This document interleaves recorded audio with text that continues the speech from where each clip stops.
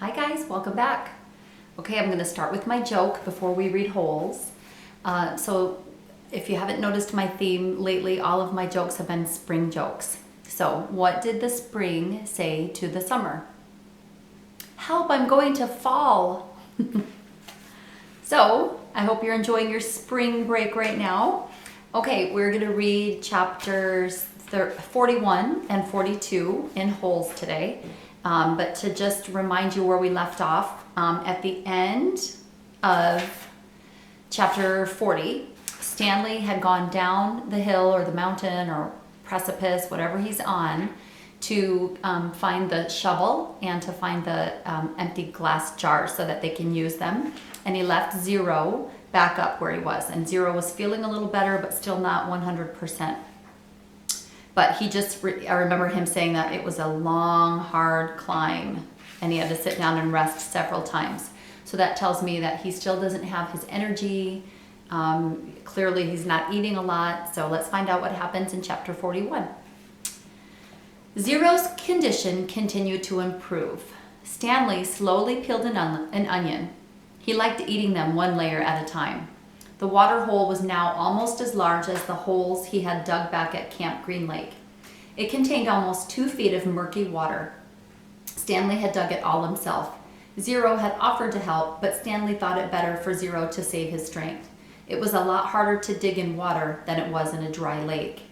Stanley was surprised that he had gotten himself sick, either from the sploosh, the dirty water, or that he had, let me repeat that. Stanley was surprised that he hadn't gotten himself sick, either from the sploosh, the dirty water, or from living on onions. He used to get sick quite a lot back at home. Both boys were barefoot. They had washed their socks. All their clothes were dirty, but their socks were definitely the worst. They didn't dip their socks into the hole, afraid to contaminate the water. Instead, they filled the jars and poured the water over their dirty socks. I didn't go to the homeless shelter very often, Zero said. Just if the weather was really bad. I'd have to find someone to pretend to be my mom. If I'd just gone by myself, they would have asked me a bunch of questions. If they'd found out I didn't have a mom, they would have made me a ward of the state. What's a ward of the state? Stanley asked. Zero smiled.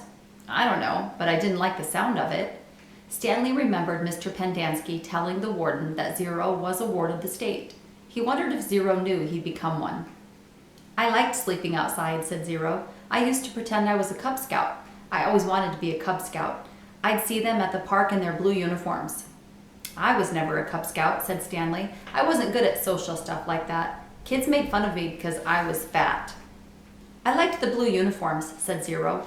Maybe I wouldn't have liked being a Cub Scout. Stanley shrugged one shoulder.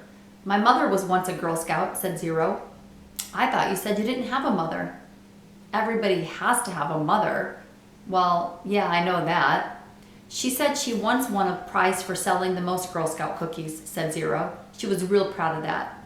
Stanley peeled off another layer of his onion. We always took what we needed, Zero said. When I was little, I didn't even know it was stealing. I don't remember when I found out, but we just took what we needed. Never more. So when I saw the shoes on display in the shelter, I just reached in the glass case and took them. Clyde Livingston's shoes? Asked Stanley. I didn't know they were his. I just thought they were somebody's old shoes. It was better to take someone's old shoes, I thought, than steal a pair of new ones. I don't know. I didn't know they were famous. There was a sign, but of course I couldn't read it. Then the next thing I knew, everybody's making this big deal about how the shoes are missing. It was kind of funny in a way. The whole place is going crazy. There I was, wearing the shoes, and everyone's running around saying, "What happened to the shoes? The shoes are gone." I just walked out the door. No one noticed me. When I got outside, I ran around the corner and immediately took off the shoes. I put them on top of a parked car. I remembered they smelled really bad. Yeah, those were them, said Stanley. Did they fit you? Pretty much. Stanley remembered being surprised at Clyde Livingston's small-sized shoe. Stanley's shoes were bigger. Clyde Livingston had small, quick feet. Stanley's feet were big and slow. I should have just kept them, said Zero. I'd already made it out of the shelter and everything. I ended up getting arrested the next day when I tried to walk out of a shoe store with a new pair of sneakers. If I had just kept those old, smelly sneakers, then neither of us would be here right now. Chapter 42. Zero became strong enough to help dig the hole. When he finished, it was over 6 feet deep. He filled the bottom with rocks to help separate the water from the dirt. He was still the best hole digger around. "That's the last hole I will ever dig," he declared, throwing down the shovel. Stanley smiled. He wished it were true, but he knew that he had no choice but to eventually return to Camp Green Lake. They couldn't live on onions forever. They had been completely around Big Thumb. It was like a giant sundial. They followed the shadow. They were able to see out in all directions. There was no place to go. The mountain was surrounded by desert. Zero stared at Big Thumb. "It must have a hole in it," he said, "filled with water." "You think?" "What else? Where else would the water be coming from?" Zero asked. "Water doesn't run uphill." Stanley bit into an onion. It didn't burn his eyes or nose, and in fact, he no longer noticed a particularly strong taste. He remembered when he had first carried Zero up the hill, how the air had smelled bitter. It was the smell of thousands of onions growing and rotting and sprouting. Now he didn't smell a thing. "How many onions do you think we've eaten?" he asked. Zero shrugged. "I don't even know how long we've been here." "I'd say about a week," said Stanley, "and we probably each eat about 20 onions a day, so that's 280 onions," said Zero. Stanley smiled. "I bet we really stink." 2 nights later, Stanley lay awake staring up at the star-filled sky. He was too happy to fall asleep. He knew he had no reason to be happy. He had heard or read somewhere that night before a person freezes to death, he suddenly feels nice and warm. He wondered if perhaps he was experiencing something like that. It occurred to him that he couldn't remember the last time he felt happiness. It wasn't just being sent to Camp Green Lake that had made his life miserable. Before that, he'd been unhappy at school, where he had no friends, and bullies like Derek Dunn picked on him. No one liked him, and the truth was he didn't especially like himself. He liked himself now. He wondered if he was delirious.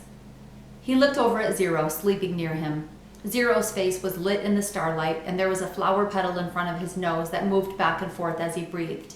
It reminded Stanley of something out of a cartoon. Zero breathed in, and the petal was drawn up, almost touching his nose. Zero breathed out, and the petal moved toward his chin. It stayed on Zero's face for an amazingly long time before fluttering off to the side.